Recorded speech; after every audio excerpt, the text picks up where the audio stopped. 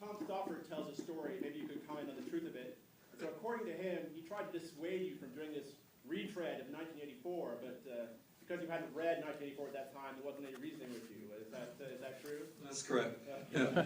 I mean, I had written about, I had 94 pages of stuff, which I then thrust at Tom. And he created order out of my chaos. But yeah, I hadn't read, I made a point of not reading 1984, even though you go through college and we all know what 1984 is, but what surprised me the most was like at the end when we ended in the beautiful Happy Valley. I had no idea that 1984 ended in a Happy Valley like that. So I just had to do it that way, because I knew it would be compared to 1984, because in fact, I wanted to call it 1984 and a half. Again, flaming, creepy So I really work hard at being ill-informed and naive. You know, talking about the bookshelf for a second, with it seems like a lot of the films today that are in science fiction are influenced. They're like hardware movies, and they're like science-backed.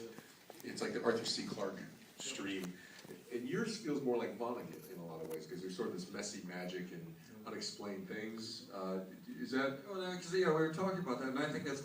I wasn't thinking, because go back to Cat's Cradle and Slaughterhouse 5. I mean, I love Vonnegut because, and again, what always struck me about him, it was the real world. The world was real.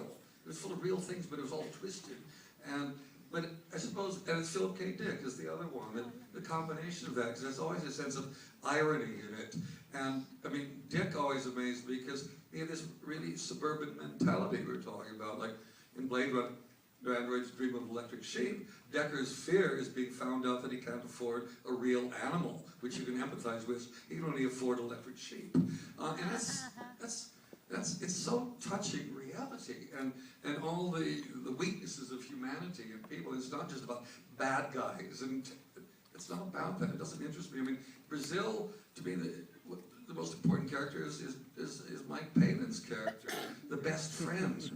The guy with a family, a nice man who cares, but he's got a job. And if your friendship gets in the way of that job is important. And I argued once with George Lucas about that. I says, Darth Vader is not evil. He's just the guy in the black hat. Mike Palin in Brazil is evil. That's evil to me. Wait. You argued with George Lucas. I'm not going to let that just go by.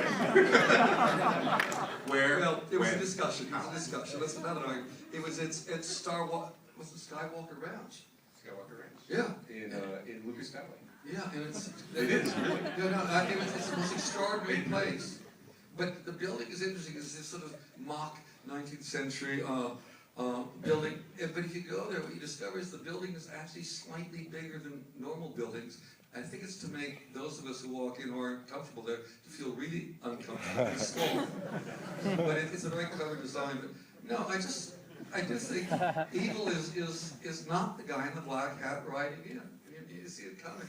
It's friendship. It's those little things that just rip your heart out. But I wasn't criticizing George. More snipers, right? And the greatest thing is when you walk in that house, on the bookshelf right there is the Holy Grail from Ray's Walk. Really? Yeah, and it's like, oh, I've been looking for this. You know? It's not the one in Fisher King, then. All right. I heard that you chose the movie name Brazil and used the music because in the 1930s Latin escapism music was very popular during the Nazi era or something like that. Well, you make it sound better. Yeah. In the 30s, as well as jazz and music was very escapism for Germans. Was it have anything to do with that? No, the Germans didn't come into it. It's just good Americans, and there's something about all those songs about south of the border, Latin America, and Brazil was always that song that just seemed so kind of romantic. And in fact, it was originally the song I was going to use was Maria Elena. There's a Ry Cooder version that I really wanted to use, but in the end, Brazil just took me over. These things I don't choose after a while; they sort of choose me, and they won't go away until I make a film and get it out of my system.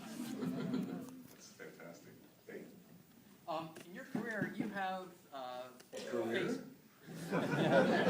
Moi?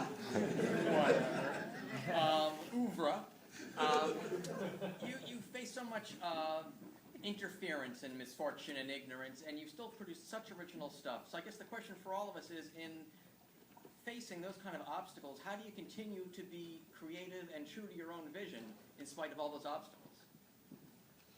I don't know.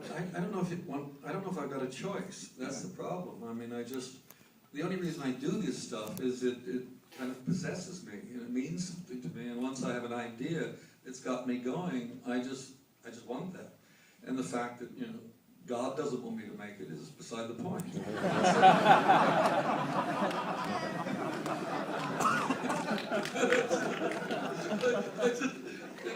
I don't know.